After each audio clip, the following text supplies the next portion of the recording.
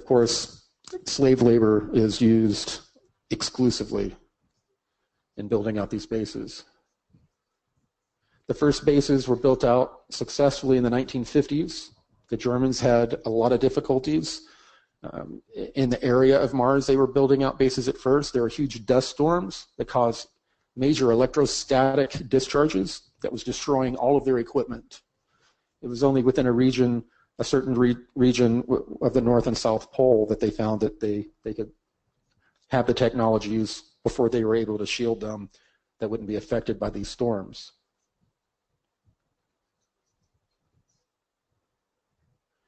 And a lot of these people in the beginning came from the brain drain era and were brought in to programs with big promises, sort of like what Laura Eisenhower, they tried to feed her, but she was wise enough to say no. Many were not. They were told, you will live like the Jetsons. And they showed them videos of underground bases here that the elite live in, and they said, this is how you're going to live. So people said, of course, I'll do this. But the reality is, this is how they ended up living. When they arrived, they were treated like cattle. They were told their children would be trained in whatever job they wanted them to. They would be married off to whoever they thought would most be genetically compatible with them. They were prisoners. There are many types of reptilians. The reptoid ones are often mistaken for graves, and they claim to be the original inhabitants of our planet. The Draco Royals are white, 14 foot tall, very invasive in their communications telepathically. And they control the joint underground bases. Yes, my favorite meeting. That same month, I was told that I was going to be meeting with the Draco Alliance. And the Draco Alliance, that the people I was going to meet with were a Draco White Royal and some of the insectoids that were there with the Draco White Royal. That's supposed to represent me, and this 14-foot tall monster was one of the top White Royals. I've had a lot of people say it was inky and stuff like that. He gave me his name, and it was nothing like that. It was a very Middle Eastern sounding name. I made the mistake of telling David, and he calls the name out all the time, and I'm telling him, do not say the name out loud. It's not a good idea.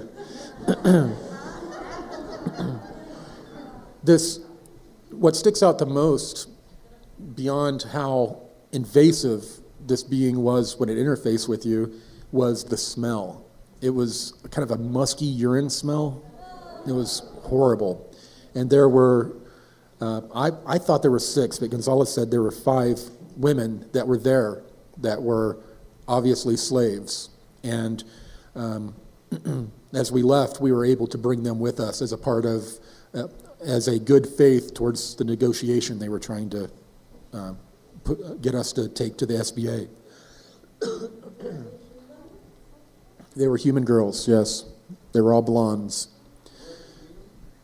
I was taken by a different shuttlecraft to I'm believing it was somewhere in the southwest United States.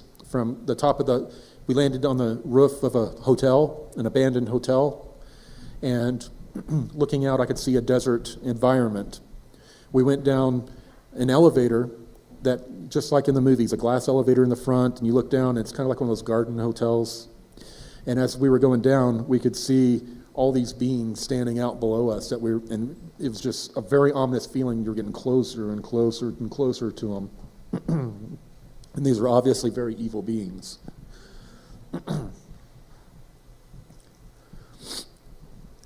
At this point, the Royal White reached out and grabbed my mind, and immediately all I could perceive was this being. Everything else in the room I didn't even know existed, and its eyes started morphing, changing colors, and just, I really don't know how to explain it. They kept almost pulsating.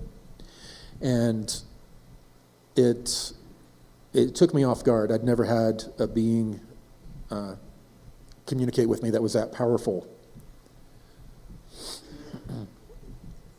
Now, there were humans there. There were humans there that were a part of this committee of 200.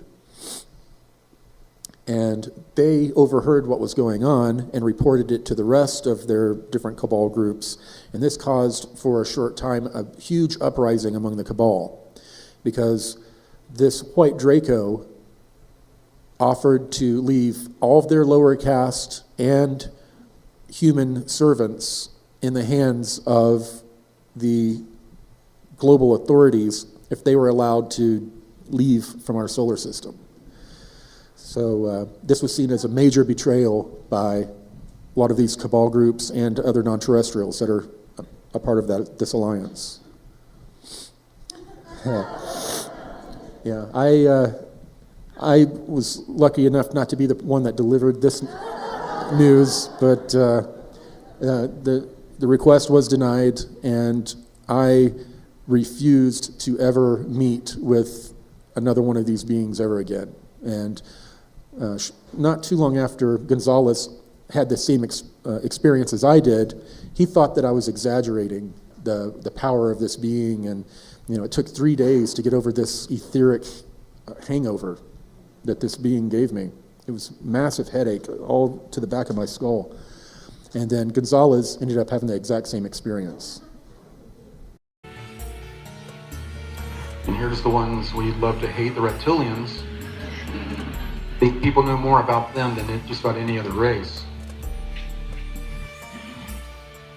But there are a lot of different types of reptilian types of beings. Some of them are rather short, like 3.5, 4 feet tall. They have a head shaped like the guy there on the right. That's kind of a gray alien kind of look. They kind of look like gray aliens. And a lot of people that have been abducted by them or have had experiences with them have thought that they were picked up by the Greys when it was actually this group.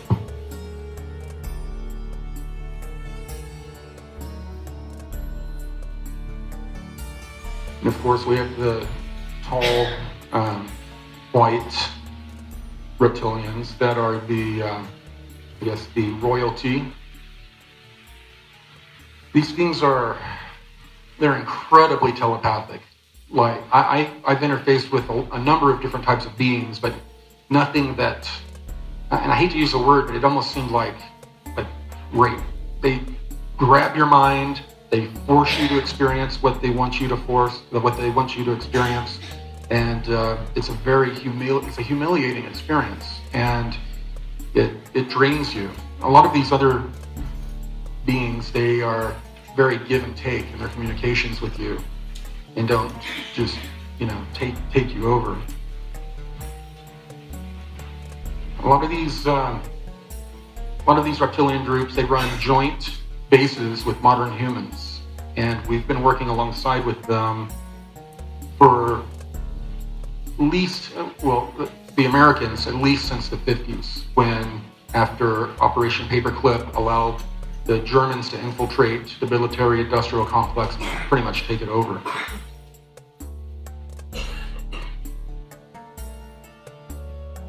So, as a part of the inner Earth, I guess we're a part of the inner Earth now. We're setting up deep underground military bases all over the planet, under the ocean, very deep, and we're competing for territory with some of these older groups. A lot of the reason why they've been stating that they're putting all these bases in the ground is for continuity of government, which is a little ridiculous. That's the same reason that they have built these different bases on Mars. They state that they built these for continuity of species instead of continuity of government. If Earth was wiped out, they would have a genetic stock of humans to draw from. As I stated, all these unacknowledged projects go on. Human cloning. Cloning has been going on for a long time. We supposedly didn't discover genetics until, was it 56, around that range? Well, we were working with non-terrestrials doing genetic experiments in the 30s and 40s. So this has been going on quite a bit longer than most of us would think, the genetic part and our involvement in it. We, of course, reverse engineer technology and do a lot of research and development. And they try to keep it below the area where they would be held accountable legally for what they do to a lot of the human guinea pigs. Everyone has probably seen this map. And what's interesting is that these maglev trains, they do run all over the planet, but there is a much older maglev train system that is non-terrestrial. It is larger, and we've accidentally cut into it, drilling holes a few times. And, they run us out and tell us, don't come back. But there is a much, much larger underground tunnel network that the non-terrestrials use.